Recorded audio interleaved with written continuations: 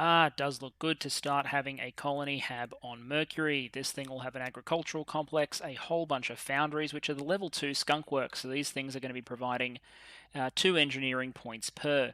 It'll have a battle station to defend it from any attackers. These research campuses will eventually complete and they'll be replaced, but all in all, not a bad station. Suboptimal at the moment, but once more of this stuff completes, we can always remodel. Not bad. I love these level 3 stations. Point we've basically gone from having facilities that have crews of dozens of people to crews that potentially running into the thousands. These things have the populations of naval ships up to and including the size of supercarriers. Not bad considering we're on bloody Mercury. Now you'd think I'd want to jump in straight to colony mining complex, but at the moment it's more important to get as many bases fortified as possible as opposed to maximizing yields. Although once my nanofabs start coming online in a big way, my resources will be under a pressure and it will be time to upgrade, but by then I'm hoping I'll be ready for an MC explosion. Speaking of which, I should probably queue up some more command centers. If I can build up maybe a spare 50 to 80 mission control, that'll be enough to suddenly upgrade everything to defensive states and allow us to endure the potential retribution long enough to start getting some ships online. Whew. So far we are flying under the radar. My money is now very negative, but that's because all the new nanofabs that I'm bringing online are not producing money yet because they're too busy building other modules, which means they don't produce cash, while at the same time all of our new level 3 stations are coming online and costing a whole bunch of upkeep. If I need to act to stabilize this, I will, but right now all the actions from all the nations and councillors on Earth are really struggling to keep up with our bleed in space. But that's why I saved a shit ton of money, to allow us to make this transition safely. And make it we will. And since we're such good friends, let's also send Ceres' friendship station to Project Exodus in exchange for a couple of noble medals, just to keep our MC balanced. Did I accidentally clear that trade? I cleared that trade, didn't I? Well, okay, I'm going to have to do that again next turn. That's okay. Did I stuff that up? Do I still have the ISS? I will help them. No, I in fact transferred it. There we are. It just took a moment to register. I saw the 179 out of 179, and I was like, what have I stuffed up? Okay, this is good. Staying under 180 is the goal until we complete the sprint. Let's see how TLE07 is doing. This is an example station that is still building up, so it's waiting for fusion reactor farms and more complexes. We've got the battle stations turned off at the moment to limit their bleeding, but we are bleeding pretty quickly. I'd like my nanofabs to start producing money soon, thank you. Our first command centers are starting to come online, which is fantastic because the mission control is starting to build up towards what I want. I want to see about 250 here for the sudden build-up. Of course, it's driving our money even further into the pits, and Z-Pinch Fusion Reactor 2 is available for research. Once we complete ferrocite scanners, that's probably on the cards. We're also doing ferrocite liability theory, just basically taking away the last tools the aliens have that can dig us out of our primary nations. India continues, even at 17% economy investment, to grow so quickly that it continues to drive up our CP cap. But our countries, the Eurasian Union, India, and the United States of America, which for the moment is still just the United States of America, I see no reason to absorb Canada just yet, for no other reason than we couldn't afford it. But at some point we will make the United States and Northern America. America is about to hit 6.0 on the Miltech in 2035. That's okay in terms of timing, I think. And then once we hit 6.0, maybe it's time for yet another army. I'm pretty happy with 8 at the moment, but 9 might always be better. Got to be ready for the next assault carrier to come down. And there's yet another anti-ferrocite research available. I think we'll pick that one as well. Security agencies develop procedures to monitor each other in case of infiltration by ferrocites. This is great. Security accountability chaining. Fantastic. So I'm getting less and less worried about enthrall. We have a decent average science value. It's not great, but it's something. We've got a whole bunch of ferrocite resistance technologies. I just don't want one of my major nuclear powers yanked away from me at the last moment, and with the technology we now have, I don't think that's going to happen. And now we have foundries starting to come online, which is kind of cool. Let's have a look at that base. We've detected an alien. All right, we're going to have to kill that, even though it's going to invite some retaliation. Although now we have defense stations. We might consider defending ourselves, but I don't think we're quite there yet. These are all manufacturing complexes that'll be completed in August. So what we probably want to do, now that we have heaps of additional power here, what is this place missing? This place is missing a battle station. Whoops. This place is missing a battle station. And probably another fusion reactor. And we can replace that research campus in time. That construction module is also going to be horribly obsolete. So, is that going to become a command center or another foundry? Probably. Oh, no, there's a power problem. You know what? I'm going to wait.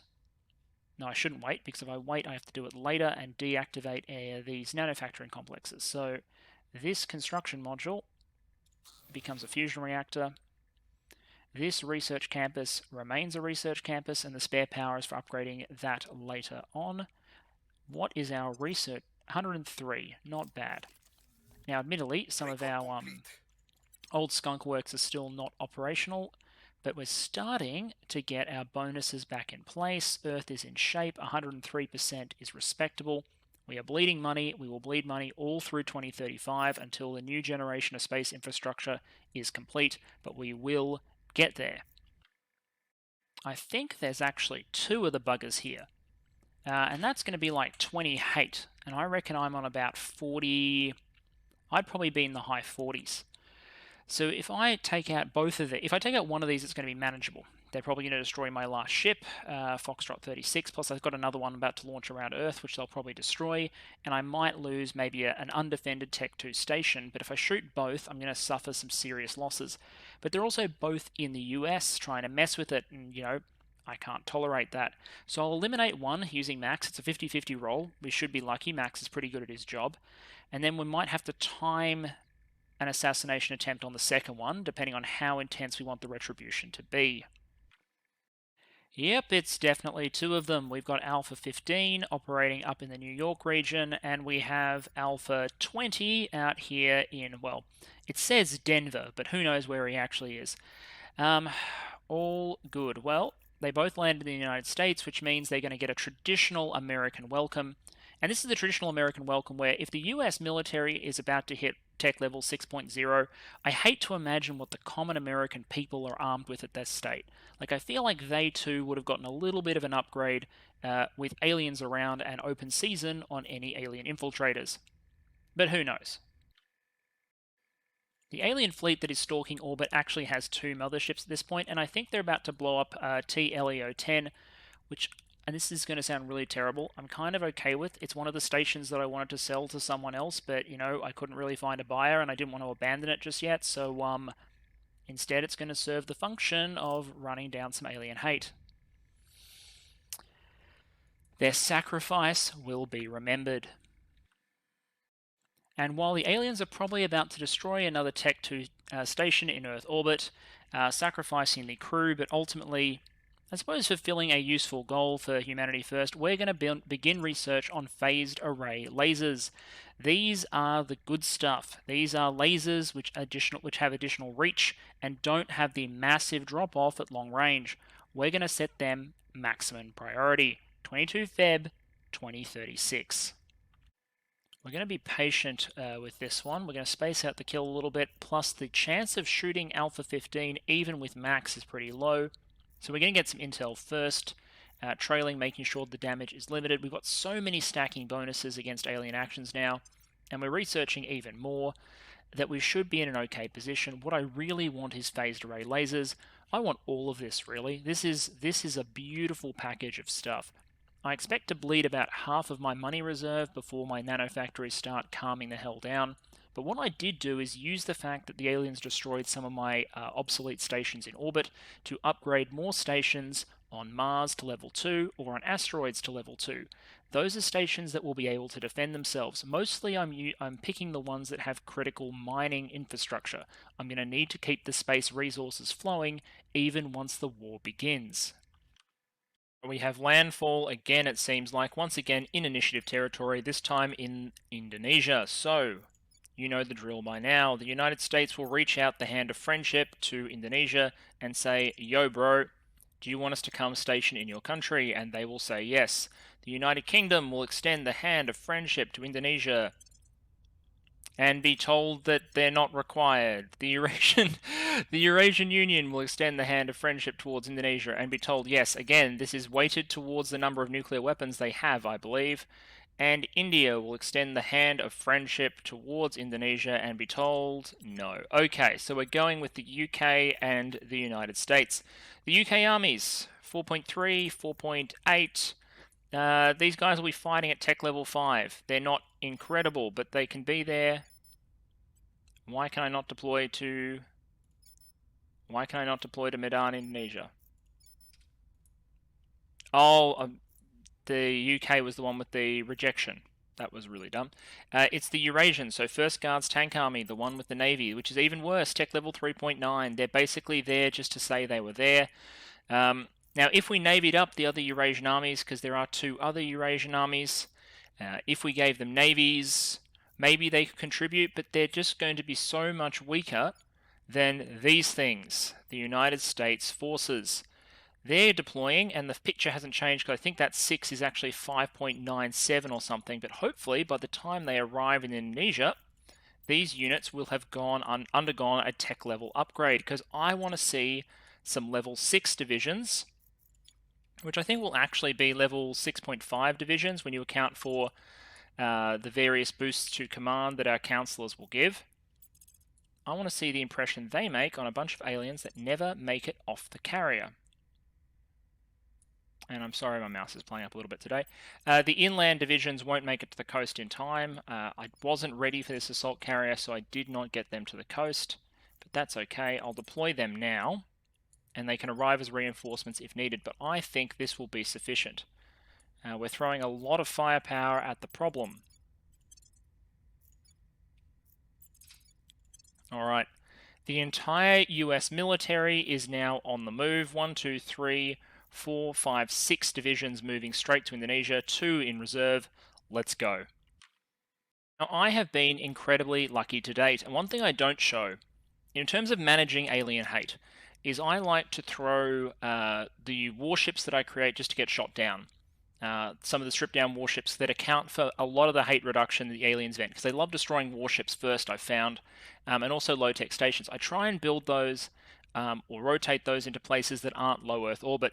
But as you saw over the last couple of episodes, sometimes if I've been a little cheap on the fleet that I have active, or if I don't have enough distraction stations, stuff in LEO will get wiped out, and that means eventually Kessler syndrome is going to hit. I'm actually very lucky too that I've gotten a number of orbital debris cleanup events that let me lower the debris count. So it's amazing that it's taken this long for Kessler syndrome to hit. But low Earth orbit is now increasingly saturated with debris. The primary culprit is wreckage from multiple space battles, in which warships and civilian stations alike are blasted apart into pieces that are difficult for our space agencies to track. The density has now reached a level where collisions between debris create even more debris in turn, leading to an unstoppable runaway effect. Operations in medium Earth orbit and beyond should remain unaffected. LEO is now a very dangerous place for ships, HABs, and satellites to be, such is the folly of war. So, our remaining stations in LEO should probably be fine, because I'm going to turn on their battle stations, which are capable of zapping the debris, which is also one of the ways you remove debris. You get events, and your laser-armed stations can zap the debris either back into the atmosphere or just destroy it completely. But for 6 months, all human factions will have their mission control income reduced by 10%, which is going to put us over MC cap, and we're going to compensate for that. We do have more MC coming online, building a couple of months. What we can do is we can shut down some mines in order to bring ourselves back under the MC limit. Is probably the way to go. I don't have any mothballed mission control at this point, just because I was mid-infrastructure turnover. So this has happened late, which is good, but also at a bad time, which is bad. So I'm going to click the button. I'm going to see the pane that is 179 over 171. And then I will find a way to reduce this back under the cap. No problem. Kessler syndrome, man. And plus now the LEO debris count is going to be higher. Good times. Good times for everyone. And to be fair, when it comes to the last round of construction, so at the last moment before we decide to go live, when we decide to, the phase where I have to update all of my tier 1 bases that I want to keep to at least tier 2 so they can have some defenses, one of the ways we're going to do this, we're going to squeeze the absolute most we can out of our MC allowance is by doing the same thing. We're going to shut mines down for maybe 3 months in order to buy us, I think I'll be able to buy about 20 MC cap, use that to expand 10 additional bases from tier 1 to tier 2 if we need to, or from tier 2 to tier 3, start their defenses, and when we've got an acceptable time from when they're going to complete, we can turn the mines back on. The aliens will decide to retaliate, and they'll find that all of our stuff suddenly has a reasonable degree of defense. Also, stations like this will need to be remodeled, so things like these two operation centers here, for example, will need to be replaced with layered defense arrays. The rule is going to be 1 to 3 battle stations per station, depending on its importance, and that's for the strategic stuff, level 3 stuff. The small level 2 replaceable stuff, I'm going to go with 2 layered defense arrays per station once I have phases online. Kessler syndrome. And if Kessler syndrome wasn't enough, with not enough distractions out there because I haven't been on top of creating distractions, Max's destruction of a base has put us probably 5 or 6 hate over, and as a result, TLEO4, which was one of our remaining level 2s, is now gone. It does put us back under the MC cap. But another several hundred Humanity First crewmen have been lost. The casualties at this point probably number in the thousands in terms of ships and stations that have been sacrificed. I don't want to think about how many people we've lost on Earth itself, but the benefit is Earth itself has been spared from a full-scale invasion. There is no alien nation, there is no mass retaliation. Instead, the sacrifice of those who go into space as part of our grand deception operation to convince the aliens that we are still weak and they are still strong continues apace. Let's just remember the fallen. Well, things are now happening thick and fast. Firstly, we are now under MC cap again, despite the fact I've turned some mines back on, because the Tier 2 station in Earth orbit is now, I think, an extinct species, and Humanity First no longer has a navy. The price we pay in service of the plan. That said, we've had a breakthrough on Mars, which allows us to get a 5% bonus to mining output, which we will do. That's fantastic. At the same time, US military divisions have now officially hit level 6 invasion age, and they will be landing in Indonesia to test out their shiny new prototype main battle tanks. I've got to assume this is an unmanned turret. I don't know what sort of primary cannon that is at this point. Maybe electrothermochemical, like I'm not sure what that exactly would be. I'm not sure why we've gone to the segmented 4-point track, but you know what? It looks cool, and we are now invasion age armies. Love the icon. Let's land. We're actually fighting as 6.47 tech units, which is pretty good, thanks to the Americans spending, I think at this point you are at 47% of your budget, Americans, goes to the army, and you know what? You're about to find out why. But hey, your inequality is low and trending down. Your education level is stupid. It's like 11.7. It's ridiculous. And your democracy score is so high it cannot go any higher. Your GDP per capita is overcoming global warming, which I believe is globally, and I'm glad we've got fusion reactors coming online, but is giving every nation on average minus 2.29% GDP per year, and we are managing to overcome that. And of course, there's still India that is growing so quickly that I struggle to keep it under control, even with 17% investment in the economy. It's just because we got this 144% bonus here, which means that 17% is actually much, much, much higher. I may even have to put another point down here to divert it. India now producing 1.5k science per month. Yes, it's overshadowed by our HABs, but I'm very happy to have it. I might transition it to mission control at some point, but I kind of like India as a giant ball of free science. Meanwhile, the Eurasian Union has cracked 6.0 and is now officially a flawed democracy. We're getting there.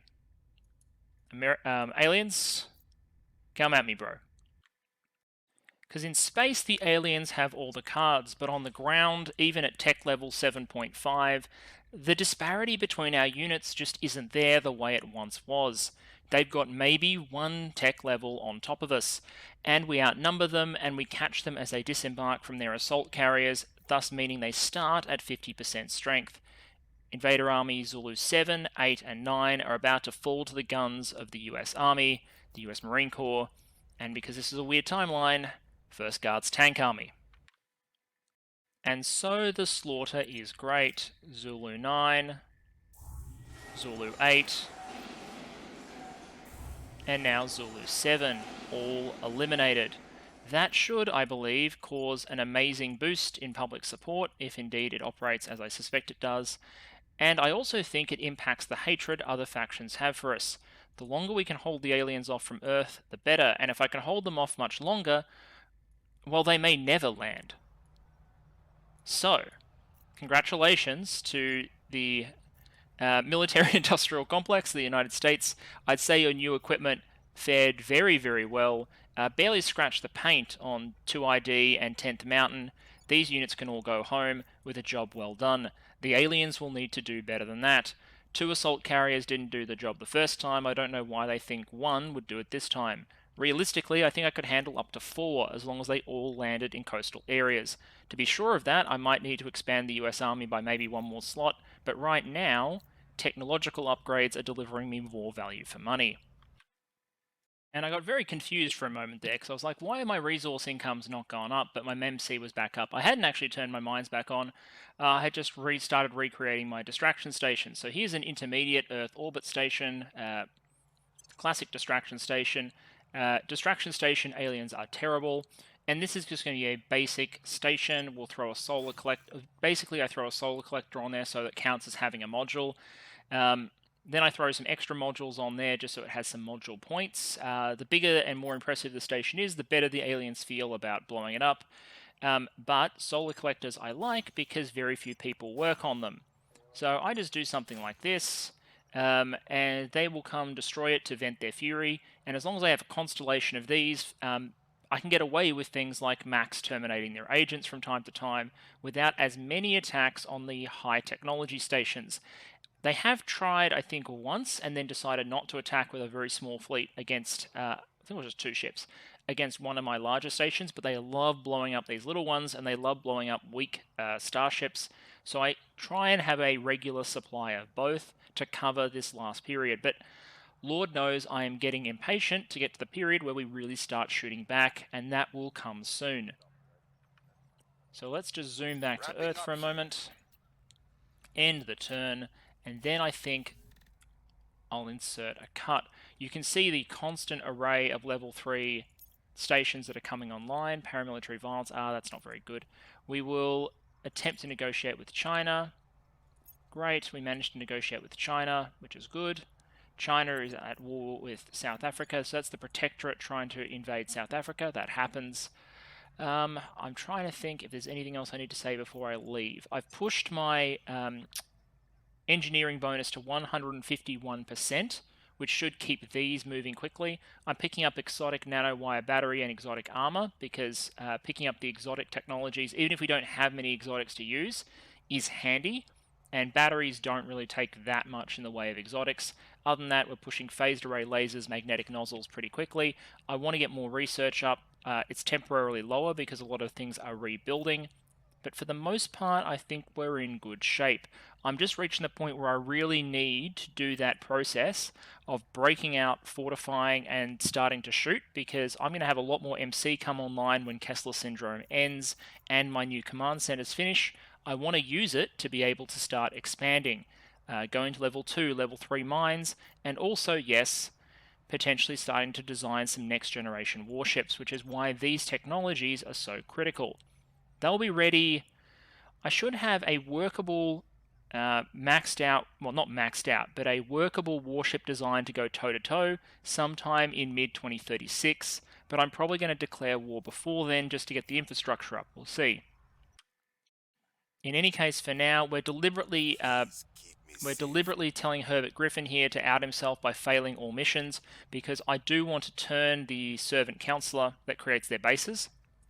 I think from an optimization perspective, having him fail a couple of base creations, which I've never tried before, it's going to be a new tactic I try, because we're past the point in the game that I have played to before. We are now out of my comfort zone. 2035, I'm very comfortable at, thanks to the beta. only played a couple of games, but I figured I got the systems. This is going to be something new. This is exciting. We're going to learn and do it together. But I do think causing the aliens to be slowed down by servants deliberately failing base creation missions is probably a better idea than having to destroy those bases constantly when they're created. So Mr. Bharat Gilab here, who has the mission, does he not still have the mission? Yeah, he has. Okay. Build facility. Yeah, so he can still build facility. Has he built a facility that I haven't noticed? Anyway, if we turn him and we keep an eye on him every mission phase, if he goes to build a facility, we'll swing his failure percentage up to 100%. If they fire him, well, we'll turn the next person who gets the transition team. You get the point. We're going to try and keep the servants suppressed by preventing their ability to build alien bases. I love the exotics, but I'm getting really sick of the retaliation missions and the sacrifices we have to make. Overall, quick run through of the globe. I showed you before, 2.29% every year is being cut off the global economy, but the global economy is doing okay. There are 9 billion. There are 9 billion people on the planet. There are not 9 trillion people on the planet. Carbon dioxide is still trending up, but slowly. I'm hoping more fusion techs will reverse this. In terms of atrocity count, we're at 1, resistance is at 6, 2244. So we're actually the most well-behaved faction on the planet, except for the Academy, who have completed none. Achievement unlocked, I guess. And there, impressively, are 50,000 people, almost 49,690 people living in space. Not bad. Meanwhile, Exodus's EU is at war with a bunch of people, as is Protectorate China, Australia. The Protectorate is installing their governments elsewhere. It's kind of what they do. We are the second most popular faction on Earth after the Protectorate, but again, this is because they have stacked up opinion bonuses in China. I hope you are enjoying, and I'll talk to you all again soon.